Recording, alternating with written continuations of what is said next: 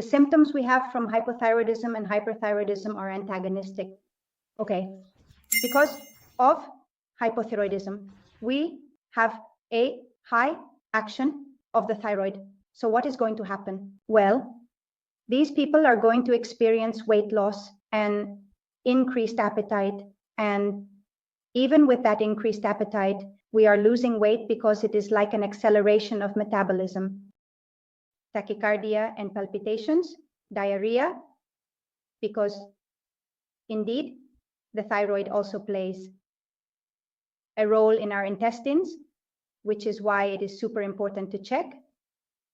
Thyroid function when someone has diarrhea and constipation, excessive anxiety and nervousness, and difficulty sleeping due to an extremely altered sympathetic nervous system, excessive sweating, because our metabolism is indeed accelerated, menstrual disorders, and poor heat tolerance. Well, all these symptoms, the antagonistic ones, are hypothyroidism, with more people, more women having hypothyroidism than hyperthyroidism. So what are they? Well, weight gain, tiredness, and fatigue. Slow heart rate, okay? At rest constipation, you see, there are many people with constipation, and maybe they need to check their thyroid to know how it is. It's not just a matter of fiber, water, and lipids. Memory loss, lack of concentration, hair loss, dry skin, joint pain, insomnia as well, edema, especially in the morning when we wake up, we have that peak of cortisol, which in a person with hypothyroidism is slower, making it harder for them to get going. This is why these individuals, these women, wake up very tired because not all the biorhythms necessary for a healthy body are functioning properly, and poor tolerance to cold because, as we have said, the thyroid, it regulates our body temperature.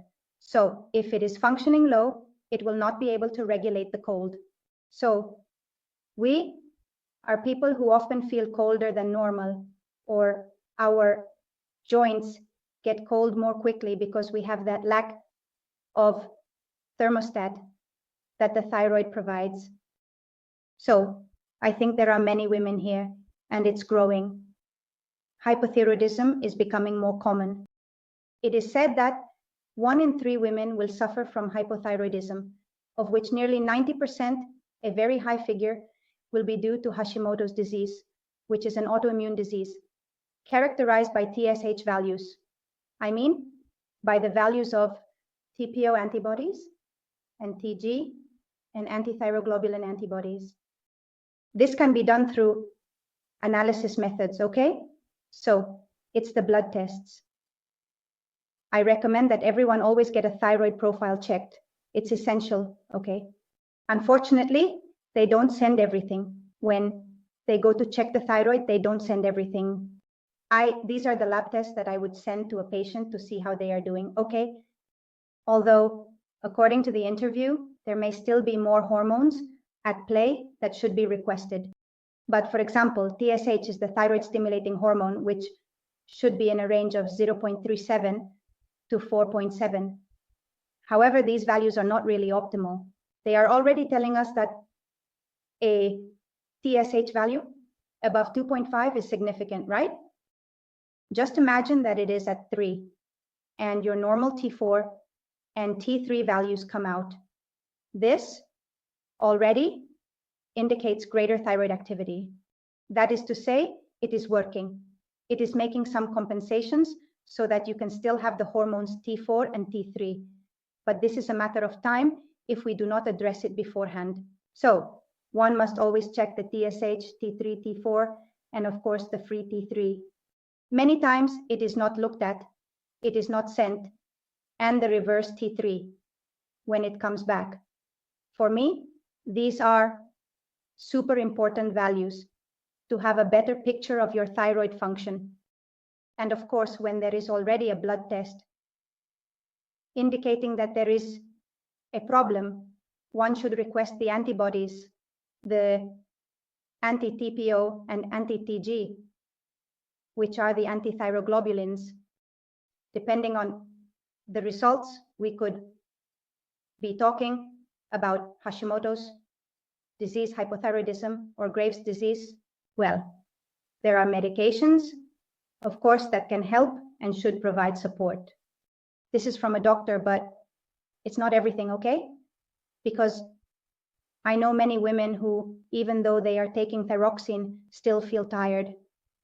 So let's see why this happens.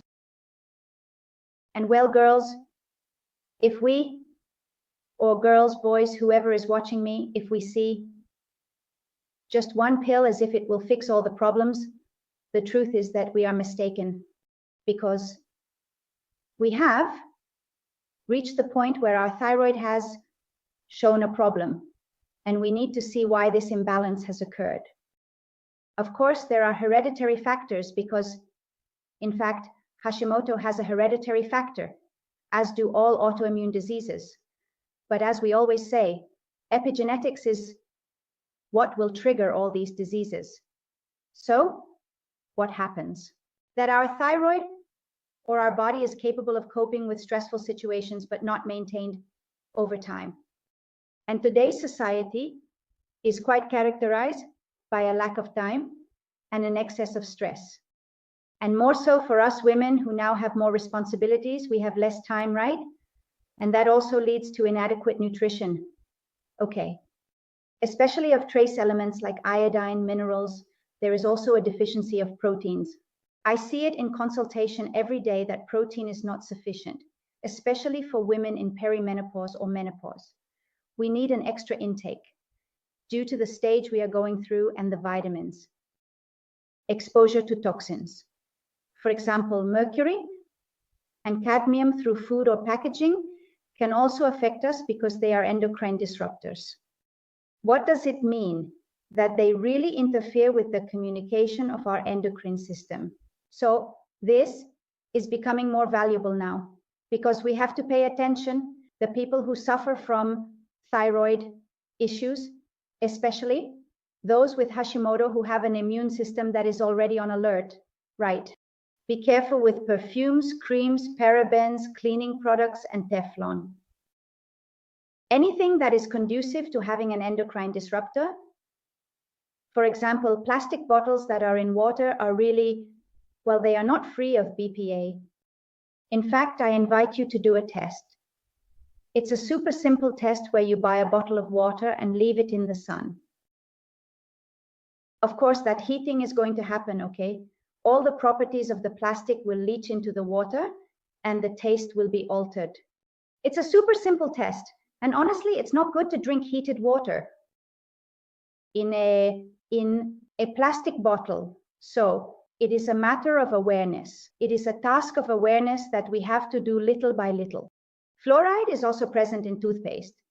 There are many people with Hashimoto or Graves' hypothyroidism who may be adversely affected by it.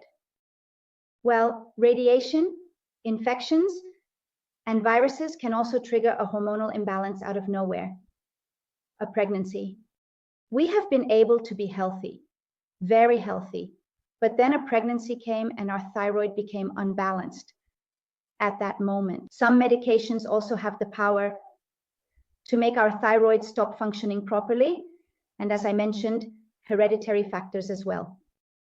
But I want to talk about something that happens nowadays, especially it is a social pressure. It happens to many women, okay? With body weight, right? We feel very pressured to have a desired body weight and we go from diet to diet. So, to all the people, women who have a thyroid problem, low-calorie diets, okay. Maintaining a cycle of going from diet to diet is a significant stressor for the thyroid. Therefore, you will not lose weight because to lose weight, we need to have harmony, an anti-inflammatory environment for it to happen. It's not just a matter of calories, as we've been led to believe.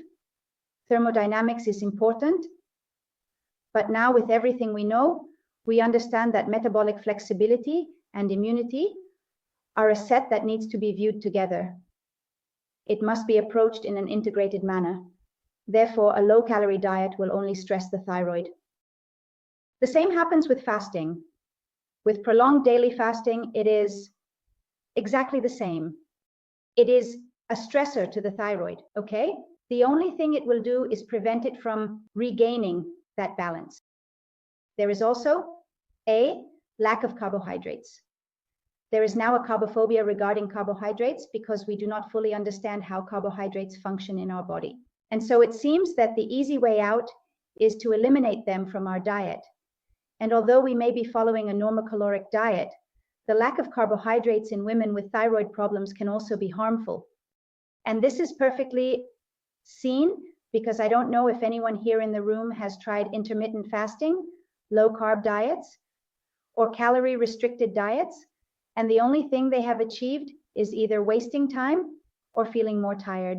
Also, that the thyroid values have increased, which is what we do not want. So this deregulation we have from a sedentary lifestyle, sitting for 8 hours at a computer, not having sun exposure, eating at 10 o'clock, eating little because that's what we've been led to believe, creates an environment that will damage our thyroid.